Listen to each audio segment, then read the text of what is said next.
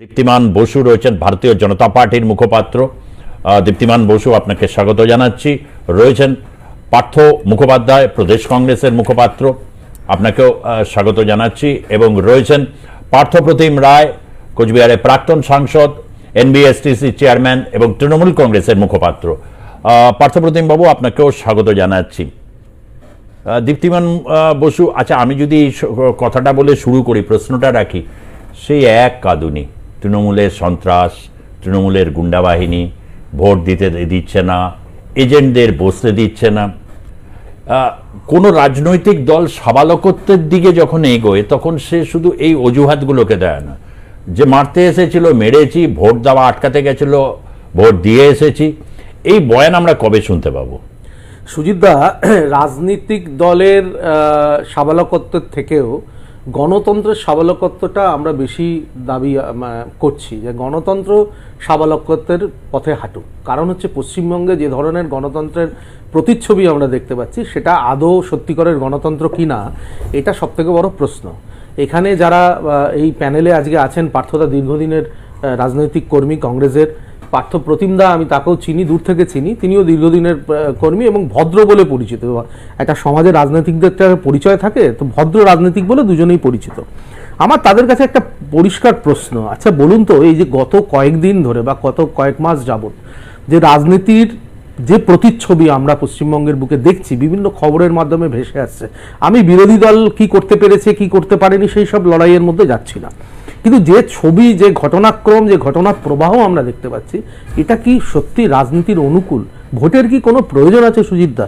ভোটে যদি সাধারণ মানুষের মতের রিফ্লেকশন না হয়, এই গণতন্ত্র দিয়ে হবেটা কি? আমি তোমাকে ঠিক দুদিন আগেকার দুজন লোকের বক্তব্য মনে করাতে চাইব। একজন তৃণমূল কংগ্রেসের বিধায়ক এবং একজন তৃণমূল কংগ্রেসের সাংসদ, তারা দুজনেই বলছেন তারা মৃত্যু ভয়ে আচ্ছন্ন। মাননীয় মদন মিত্র, তিনি বলছেন যে আমার ভয় লাগছে যে আমাকে গুলি খেতে হয় কিনা, এবং সৌগত রায় বলেছেন তাকে রাত্রিবেলা ফোন করে থ্রেট করা হচ্ছে। এই রাজ্যের শাসক দলের একজন বিধায়ক এবং সাংসদ, তারাই বলছেন আইন শৃঙ্খলা কিছু নেই, তারাই আইন শৃঙ্খলার প্রতি বিস্ময় প্রকাশ করছেন, আইন শৃঙ্খলার প্রতি অনাস্থা প্রকাশ করছেন। আজকে সৌগত রায় বলেছেন যে এই যে কাজগুলো হচ্ছে এর জন্য পুলিশ দায়ী। তাহলে আইন শৃঙ্খলা, পুলিশ মন্ত্রীর উপর তো প্রশ্ন সেই দলের বিধায়ক আর সেই দলের এমপি করে দিচ্ছেন। এখানে এটা কি ভোটের পরিবেশ? এটা গণতান্ত্রিক পরিবেশ? সাবালকত্ব কি এটা হতো যে, আমি একটা লাইন বলে শেষ করবো, সাবালকত্ব কি এটা হতো যে বিজেপি, আমি মানলাম সবাই বলছে যে বিজেপির কর্মী নেই, তাহলে বিজেপি বিহার থেকে, ইউপি থেকে কর্মী, রড, হকি স্টিক, বন্দুক, পিস্তল নিয়ে দাঁড়িয়ে যদি যারা সন্ত্রাস করছে তাদের বিরুদ্ধে যদি সেগুলো প্রয়োগ করতো, সেটা কি কোনো দলের সাবালকত্ব আমরা চাইবো? এইটা কি গণতন্ত্রের প্রতিচ্ছবি হওয়া উচিত? এই উদাহরণটা এলো কেন বিহার, ইউপি থেকে? যদি আমরা আরে কথায় কথায় এখানকার সাংবাদিকরা বলেন আপনারা তো সংগঠন করতে পারেননি, আপনাদের তো লোক নেই। তাহলে ঠিক আছে, আমি মেনে নিলাম, আমি সেই সব প্রশ্নের মধ্যে গেলাম না, আমি তর্ক করে বললাম না আমার কত লোক আছে, 2,34,00,000 ভোট আমরা পেয়েছি, আমি বলছি না আমার কর্মী আছে। আচ্ছা, আমার কর্মী তো আছে ইউপিতে প্রমাণিত, আমার কর্মী তো আছে বিহারে প্রমাণিত, আমার কর্মী তো আছে উড়িষ্যায় প্রমাণিত। আমরা কি তাহলে তাদেরকে জোগাড় করে রড, লাঠি, বন্দুক, পিস্তল নিয়ে এর প্রতিরোধ করবো? এটা কি গণতন্ত্রের সত্যিকারের ভাষা হবে? তখন কিন্তু গণতন্ত্রের প্রশ্ন তোলাটাও কোথাও কোথাও একটা জায়গায় হাস্যকর, একটা জায়গায় যাবে, একটা ফিউজিটিভনেস তৈরি হয়। এটাও তো ঠিক কথা। যে উদাহরণগুলো লাস্ট 2019 থেকে 24-এ সেট হয়েছে, এটা কোথাও, আমি বলছি না এটা কোনো শাসক দল, কোনো রাজ্যের শাসক দল, সেই রাজ্যে যদি তৃণমূল কংগ্রেস হয় বা মহারাষ্ট্রে যদি শিবসেনা কংগ্রেস বা এনসিপি হয়, কারোর কাছে ওটা জায়েজ নয়। কিন্তু এরকম পরিস্থিতি করার ক্ষেত্রে ভারতীয় জনতা পার্টির নেতৃত্বাধীন সরকার তো দায় এড়াতে পারে না। না, এই প্রশ্নটা খুব গভীর প্রশ্ন, কিন্তু মুশকিল হচ্ছে প্রশ্নটা উঠাচ্ছেন কে, কোন দলের প্রতিনিধি? এই পশ্চিমবঙ্গে বিধানসভা কিভাবে পরিচালিত হয়? এই পশ্চিমবঙ্গে বিধানসভার বিরোধী দলনেতার সম্মান কিভাবে দেয় এখানকার মুখ্যমন্ত্রী এবং রাজনৈতিক শাসক দল তৃণমূল কংগ্রেস? এই যে পার্থপ্রতিম বাবু যে কথাটা বলছিলেন, ত্রিপুরার কথায় চলে গেলেন, আমি একটু মনে করিয়ে দিতে চাই যে 2011 থেকে 2024 অবধি আপনারা ক্ষমতায় আছেন গত 13 বছর। গত 13 বছরে যে কটি নির্বাচন হয়েছে, পঞ্চায়েত, পৌরসভা, লোকসভা, বিধানসভা, কতজন মানুষ খুন হয়েছে, কত রক্ত ঝরেছে, কত লোকের বাড়ি ভেঙে দেওয়া হয়েছে, কত মহিলার সম্মানহানি হয়েছে? ত্রিপুরায় কি ঘটনা হয়েছে? আপনি ত্রিপুরা তো উল্লেখ করছেন, ত্রিপুরায় কতজনের মৃত্যু হয়েছে? এই পশ্চিমবঙ্গে শুধুমাত্র 2018-র পঞ্চায়েত ইলেকশনের পরে 63 জন আমাদের কর্মীরা খুন হয়েছিলেন। আমরা দেখেছি পুরুলিয়ার প্রত্যন্ত জায়গায় খুন করে গাছের ডালে একদম যুবক ছেলেদেরকে ঝুলিয়ে দেওয়া হয়েছে দিনের পর দিন। ত্রিপুরায় কি করেছে বিজেপি? ত্রিপুরায় একটা পরিবর্তন হয়েছে সিপিএম এর দীর্ঘদিনের সরকারের, তারপরে কত খুন সংগঠিত হয়েছে, কত রক্ত ঝরেছে। আপনারা রক্তের কথা বলছেন, আর আমরা তো এই কথাটা বলছি না, আমরা তো আইন শৃঙ্খলার কথা বলছি না, আমরা শুধু বলছি না, আপনার নির্বাচিত সাংসদ দমদমের গতকালকে পুলিশের কে আঙুল তুলে বলেছেন যে আজকে গুন্ডা মস্তানের জন্য দায়ী তার পুলিশ। মদন মিত্র আশঙ্কা প্রকাশ করছেন তিনি গুলি খেতে পারেন। এটা আইন শৃঙ্খলা? এটা example of democracy in West Bengal? এই যদি আপনাদের ডেমোক্রেসির প্রাতিষ্ঠানিক রূপ হয়, তাহলে আমরা শঙ্কিত যে সংশয়ের কথা, যে শঙ্কার কথা আমরা সারা ভারতবর্ষে বলছি। এবার তৃণমূল কংগ্রেস যে পথে এই গণতন্ত্রকে কব্জা করার চেষ্টা করছে, বিজেপি সে পথে যাবে না। বিজেপি গণতন্ত্রে বিশ্বাস করে। আমাদের দায় আছে মানুষের প্রতি, গণতন্ত্রের প্রতি, এই রাজ্যের ফেডারেল স্ট্রাকচারের প্রতি। আমরা তো সে পথে যাব না। আমরা মানুষের কাছে যাচ্ছি, আমরা ধৈর্য রাখছি। এবং আমার মনে হয়, আমি ব্যক্তিগতভাবে মনে করি যে পশ্চিমবঙ্গে 355 ধারা ছাড়া শান্তিপূর্ণভাবে নির্বাচন করা অসম্ভব এক কথায়। মানে তুমি বলছো রাজ্যপালের শাসন 355 পুলিশের, একদম পুলিশের কন্ট্রোল করা, মানে পুলিশের কন্ট্রোলটা আমরা বলছি না তো, সাংসদ বলছেন, ওদের শাসক দলের সাংসদ বলছেন, বিধায়ক বলছেন, প্রত্যেকটা জায়গায় সবাই সংশয় প্রকাশ করছেন। এবং যে ধরনের সাম্প্রদায়িক উস্কানিমূলক বার্তা এই রাজ্যের বিধায়ক দিচ্ছেন, এখানকার অত্যন্ত ইম্পর্টেন্ট মন্ত্রীরা দিচ্ছেন, আমাদের খুব সংশয় হচ্ছে। যে কথাটা আমরা বারবার বলছি যে পশ্চিমবঙ্গকে বৃহত্তর রাজনৈতিক ষড়যন্ত্র আছে, বৃহত্তর ইন্টারন্যাশনাল রাজনৈতিক ষড়যন্ত্র আছে, আন্তর্জাতিক ষড়যন্ত্র আছে, যে পশ্চিমবঙ্গকে বাংলাদেশের সঙ্গে যুক্ত করে দেওয়া। এই ধরনের কথা, ভিত্তিটা কি? মানে এটাও তো এক ধরনের একটা মানে হাইপ তোলা। কোনো হাইপ তোলা না। আপনি সীমান্তবর্তী সমস্ত জায়গায় যান, আপনি সল্টলেক যান, আপনি দক্ষিণ 24 পরগনার সব জায়গায় যান, দেখুন কিভাবে রোহিঙ্গাদের এনে বসিয়ে দেওয়া হয়েছে। এখানকার ডেমোগ্রাফি চেঞ্জ করা উড়ে তো আসেনি। বিএসএফ, এদের বিএসএফ এর একাংশ তো জড়িত, আমরা বলছি তো, আমরা বলছি।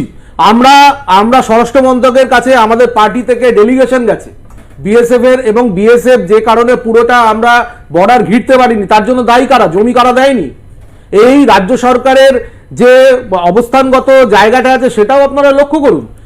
কেন এখনো অবধি আমাদের স্বরাষ্ট্র দপ্তর জমি পেল না বর্ডার ঘেরার জন্য? আমরা তো বারবার বলেছি বর্ডারে কাঁটাতারের বেড়া দিয়ে পুরো বর্ডারকে ঘিরে দেওয়া হোক। কেন জমি দেয়নি এই রাজ্যের রাজ্য সরকার? কেন সব জায়গায় উস্কানো? তাদের তো সবচেয়ে আগে ভাবা উচিত, তাদের তো ডাকা উচিত আগে।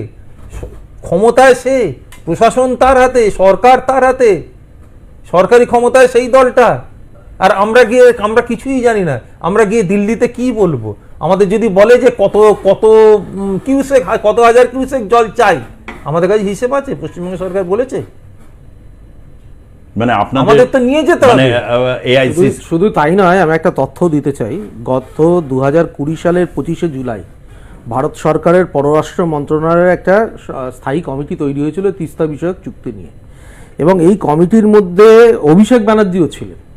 এবং শুধু অভিষেক ব্যানার্জি না, আরও 3 জন সাংসদ এটার মধ্যে ছিলেন। পার্থবাবু তখন সেই সময় সাংসদ ছিলেন আমার যতদূর ধারণা হয়। এবং তারা কোনো এই কমিটির মধ্যে, যেটা রিপোর্টে প্রকাশ, এই কমিটির মধ্যে তারা কেউ নোট অফ ডিসেন্টও দেননি। অর্থাৎ ধরেই নেওয়া যায় যে এই সুপারিশে তাদের সায় ছিল।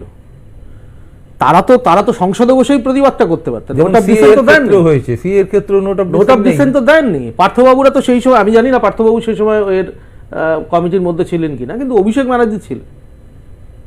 তাহলে আজকে তিস্তা চুক্তি নিয়ে যে বিরোধিতা করছে, সেই বিরোধিতা হচ্ছে কাগজের বিরোধিতা। ঠিক একই জিনিস মনমোহন সিং ফেস করেছেন, তিনি চুক্তি আগে পাঠিয়েও ছিলেন, এবং কিন্তু বলা হলো যে তাকে পাঠাতে চাইছেন। ধরুন Trinamool Congress note of dissent না দিলে জল বাংলাদেশে পেলে উত্তরবঙ্গে চাষবাসে কোনো সমস্যা হবে, এই গ্যারান্টিটা জোরসে বলুন। আমি সুজিতদা একটা কথা পরিষ্কার বলছি, না বাংলার মানুষকে গ্যারান্টিটা জোরসে দিতে হবে।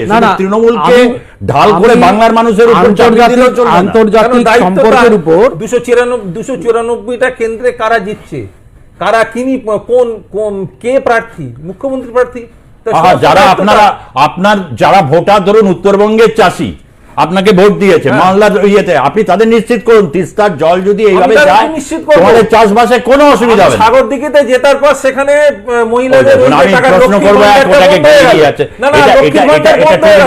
আপনি ইউনুস আলীর জবাবটাও ঠিকভাবে দিচ্ছেন না। আমার প্রশ্নটা তোমাদের উত্তরবঙ্গে ভালো সংগঠন আছে, তুমি কি তিস্তার জলটা এটা তো বিজেপি তৃণমূলের বিষয় না, বাংলার বিষয়। উত্তরবঙ্গে যদি চাষবাসে ভবিষ্যতে অসুবিধা হয়, তুমি তোমার ভোটারের কাছে গিয়ে তখন কি বলবে? না, কে বলেছে কি চাষবাসে অসুবিধা হবে? না, তোমরা নিশ্চিত হবে না। না, কেন হবে? মুখ্যমন্ত্রী নোটিফিকেশন দেয়নি।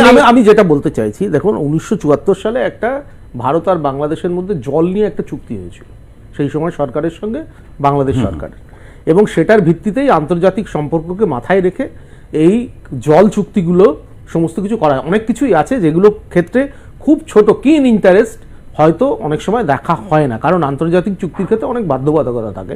এটা সুজিতদা, আমার মনে হয় আমরা যারা এই আলোচনাতে আছি সবাই আমরা জানি। এখন ঠিক কিসের জন্য আজকের দিনে তিস্তা চুক্তি রূপায়িত আগে হয়নি এবং আজকে হলো, এটার মধ্যে অনেক রহস্য ঘেরা অনেক রাজনীতি কিন্তু আছে। আমি সেইগুলোর মধ্যে এখন ঢুকতে চাইছি না। একটা বিশাল রাজনৈতিক পরিসর আছে, রাজনৈতিক কিছু বক্তব্য আছে, এবং কেন তৃণমূল কংগ্রেস এই তিস্তা চুক্তি করতে চায়নি সেটার মধ্যে শুধুমাত্র যে চাষিদের সুবিধা অসুবিধা, চাষিরা জল পাবে না এরকম আশঙ্কা, এটা কিন্তু নয়। তার কারণ হচ্ছে নদী বিষয়ক কমিটির মধ্যেও মমতা বন্দ্যোপাধ্যায় একসময় তৈরি করেছিলেন। না, আমার কাছে এতটা বিষয়টা জটিল হয়ে যাচ্ছে। আমি ডেফিনেটলি বিষয়টা জটিল।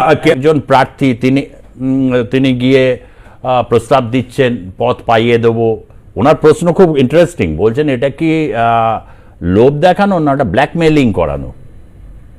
না, দেখুন, কল্যাণবাবু ভোটের প্রচারে তার কাছে ভোটের জন্য সহযোগিতা দাবি করছেন, এটা তো আমরা দেখেছি যে বিরোধী দলের কাছে লোকে ভোট চাইতে যায়, বাড়িতেও যায়। আমার বাড়িতেও অনেক সময় বিরোধী দলের লোকেরা ভোট চাইতে এসছে, সেটার মধ্যে খারাপ কিছু নেই। কিন্তু মুশকিল হচ্ছে, আসলে কল্যাণ চৌবে খেলোয়াড় ছিলেন, তো উনি ওই বাঁক নেওয়া গোলটা, শটটাকে বুঝতে পারেননি। হ্যাঁ, এখন কুণাল ঘোষকে বিশ্বাস করা আর গোখরো সাপকে বিশ্বাস করা প্রায় একই বিষয়। তো সেটা কল্যাণ চৌবে সরল সাদাসিধে মানুষ, রাজনীতিতে বেশি দিন আসেননি, উনি বুঝতে পারেননি বলেই আমার মনে হয়।